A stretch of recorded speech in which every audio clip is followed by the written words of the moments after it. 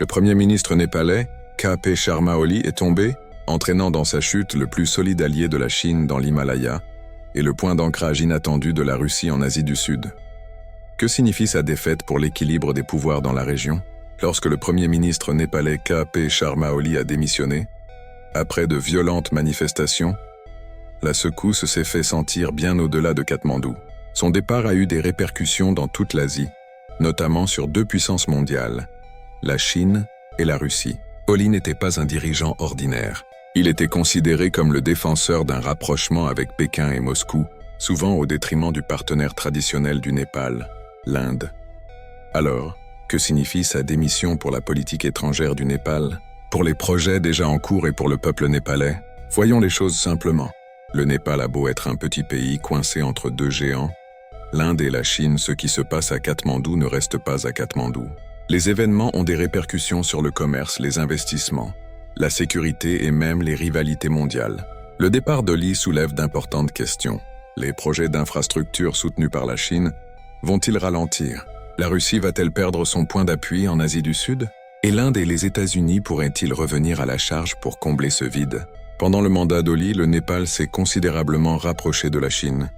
Il a soutenu l'initiative La Ceinture et la Route de Pékin, qui est essentiellement le plan d'infrastructure mondial de la Chine. Ce projet vise à construire des voies ferrées, des autoroutes, des ports et des centrales électriques pour améliorer la connectivité tout en étendant l'influence chinoise.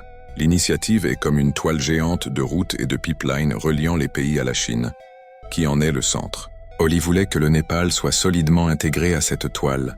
Il a fait pression pour la construction de liaisons ferroviaires à travers l'Himalaya, a soutenu les centrales hydroélectriques financées par la Chine et a adhéré aux promesses d'investissement de Pékin. Mais ce rapprochement a eu un coût. Les relations avec l'Inde se sont envenimées, en particulier après les remarques virulentes d'Oli sur des zones frontalières contestées comme l'Ipulek. De nombreux Népalais ont commencé à considérer son approche, la Chine d'abord, comme déséquilibrée, rendant le pays trop dépendant d'un seul voisin. Le départ d'Oli est un véritable casse-tête pour la Chine.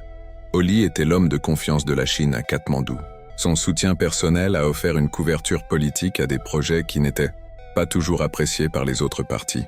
Sans lui, Pékin ne peut être sûr que le prochain dirigeant népalais mènera son programme avec autant de détermination. Prenons l'exemple du projet de chemin de fer transhimalayenne. C'est un plan ambitieux. Imaginez des trains circulant du Tibet au Népal. Mais des projets comme celui-ci sont coûteux et risqués, et les détracteurs craignent qu'ils n'endettent le Népal. L'absence d'Oli signifie que ces accords pourraient être retardés, édulcorés, voire abandonnés. Dans les rues du Népal, des manifestants anticorruption ont déjà fait le lien entre les accords avec des pays étrangers et les élites politiques. Le fait que Pékin soit étroitement associé à Oli risque de devenir un problème et de rendre les Népalais ordinaires plus sceptiques à l'égard de l'implication chinoise. La Russie n'est généralement pas considérée comme un acteur majeur en Asie du Sud, mais sous l'ère Oli, Moscou a gagné du terrain. Il a rencontré le président russe, Vladimir Poutine, a augmenté les bourses d'études pour les étudiants népalais et a même discuté de liaisons aériennes directes entre Katmandou et Moscou. Ces mesures ont renforcé la visibilité de la Russie dans la politique étrangère du Népal. Moscou voyait également le Népal comme un élément de sa vision plus large d'un monde multipolaire, dans lequel le pouvoir ne serait pas dominé par l'Occident ou un seul pays. Dans ce scénario, l'amitié du Népal était symboliquement importante, un petit État montrant qu'il pouvait travailler avec la Russie, malgré les tensions mondiales. Mais le départ d'Oli est également source d'incertitude pour la Russie. La majeure partie des progrès récents est due au lien personnel d'Oli avec Poutine. Sans lui, les relations pourraient se résumer à de simples formalités. Les pourparlers sur les liaisons aériennes, les projets énergétiques et les bourses d'études n'en étaient qu'à leur début. Un nouveau gouvernement pourrait ne pas les considérer comme des priorités. L'une des questions les plus épineuses concerne les ressortissants népalais qui auraient été recrutés pour l'effort de guerre de la Russie en Ukraine. Oli avait discrètement entamé des discussions avec Poutine à ce sujet. Son départ pourrait compliquer les négociations, surtout si son successeur adopte une position publique plus ferme. La démission d'Oli est bien plus que la chute d'un seul homme. C'est un moment qui pourrait redéfinir la place du Népal dans le monde. Pendant 2 décennies, K.P. Sharma Oli a été le symbole le plus visible du rapprochement du Népal avec la Chine et, plus récemment, avec la Russie. Son soutien à l'initiative La Ceinture et la Route de Pékin et ses relations personnelles avec Vladimir Poutine ont fait de lui un partenaire précieux pour les deux puissances. Aujourd'hui, avec son départ brutal, ses liens tissés avec soin semblent fragiles. L'avenir immédiat est incertain. Des projets ambitieux, liaisons ferroviaires à travers l'Himalaya, centrales hydroélectriques financées par la Chine et liaisons aériennes potentielles entre la Russie et le Népal pourraient maintenant stagner. Pékin et Moscou s'efforceront de préserver leur influence.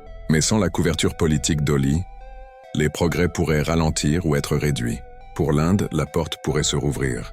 Longtemps mise à l'écart par les politiques d'Oli axées sur la Chine, New Delhi pourrait tenter de rétablir ses relations et de retrouver son influence à Katmandou. Les États-Unis pourraient également y voir une occasion de se réaffirmer dans le cadre de leur stratégie indo-pacifique, en offrant une aide au développement comme alternative auprès de Pékin. Au fond, le Népal est confronté au défi permanent de l'équilibre, assurer l'investissement et la croissance, sans abandonner sa souveraineté. La chute d'Oli a ramené le pays à la croisée des chemins, sous l'œil vigilant de toutes les grandes puissances.